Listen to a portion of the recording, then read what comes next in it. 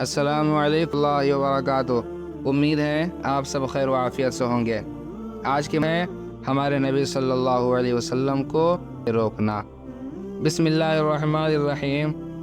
ابو جہل کبھی کبھی رسول اللہ صلی اللہ علیہ وسلم کے پاس آ کر قرآن سنتا تھا، لیکن بس سنتا ہی تھا، ایمان و اطاعت اور ادب و خشیت اختیار نہیں کرتا تھا۔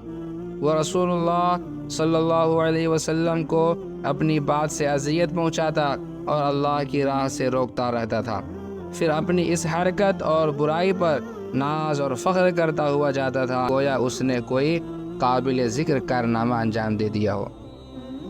قرآن مجید کی یہ آیات اسی شخص کے بارے میں نازل ہوئی، فلا صدق ولا صلی، آخر تک نہ اس نے صدقہ دیا نہ نماز پڑھی، بلکہ جھٹلایا اور پیٹ پھیری، پکڑتا ہوا اپنے گھر والوں کے پاس گیا، تیرے خوب لائق ہے۔ سورہ قیامہ کی آیت۔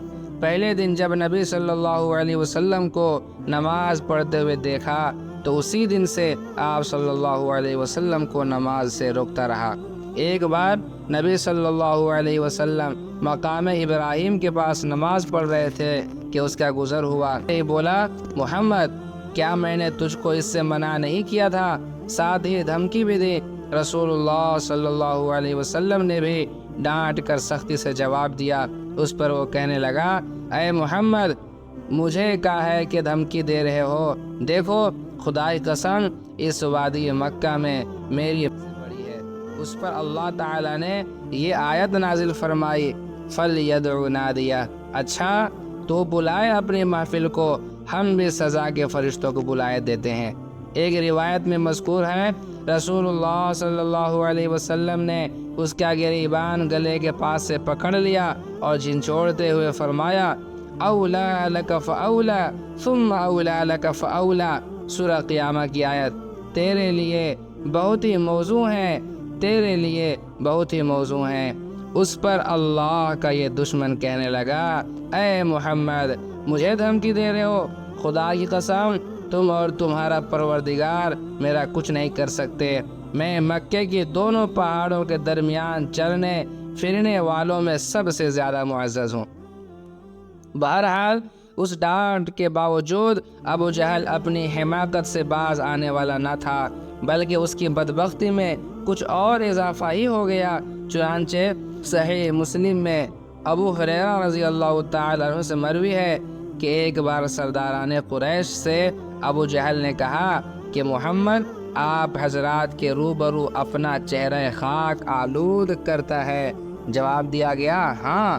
اس نے کہا، لات عزیٰ کی قسم اگر میں نے اس حالت میں اسے دیکھ لیا تو اس کی گردن روند دوں گا اور اس کا چہرہ مٹی پر رگڑ دوں گا۔ اس کے بعد اس نے رسول اللہ صلی اللہ علیہ وسلم کو نماز پڑھتے ہوئے دیکھ لیا اور اس زعم میں چلا کہ آپ صلی اللہ علیہ وسلم کی گردن روند دے گا، لیکن لوگوں نے اچانک کیا دیکھا کہ وہ ایڑی کے بل پلٹ رہا ہے اور دونوں ہاتھوں سے بچاؤ کر رہا ہے۔ لوگوں نے کہا، ابو الحکم تمہیں کیا ہوا؟ اس نے کہا، میرے اور اس کے درمیان آگ کی ایک خندق ہے، ہولناکیاں ہیں اور پر ہیں۔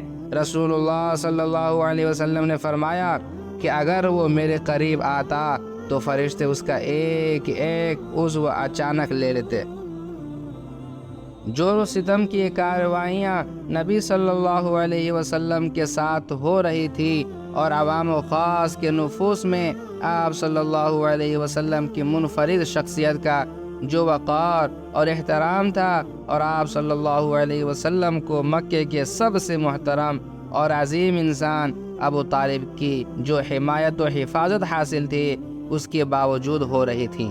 باقی رہیں وہ کارروائیاں جو مسلمانوں اور خصوصاً ان میں سے بھی کمزور افراد کی اعزار ثانی کے لیے کی جا رہی تھیں، تو وہ کچھ زیادہ ہی سنگین اور تلخ تھیں۔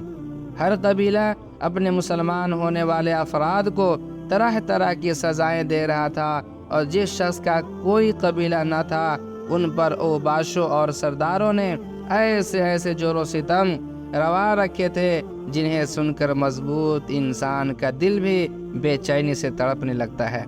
ابو جہل جب کسی معزز اور طاقتور آدمی کے مسلمان ہونے کی خبر سنتا تو اسے برا بھلا کہتا، ذلیل و رسوا کرتا اور مال و جاہ کو سخت خسارے سے دوچار کرنے کی دھمکیاں دیتا، اور اگر کوئی کمزور آدمی مسلمان ہوتا تو اسے مارتا اور دوسروں کو بھی برانگیختہ کرتا۔ حضرت عثمان بن عفان رضی اللہ تعالیٰ عنہ کا چچا انہیں کھجور کی چٹائی میں لپیٹ کر نیچے سے دھوا دیتا۔ حضرت مصعب بن عمیر رضی اللہ تعالیٰ عنہ کی ماں کو ان کو اسلام لانے کا علم ہوا تو ان کا دانا پانی بند کر دیا اور انہیں گھر سے نکال دیا۔ یہ بڑے ناز و نعمت میں پلے تھے، حالات کی شدت سے دوچار ہوئے تو خال اس طرح ادھڑ گئی جیسے سانپ کچلی چھوڑتا ہے۔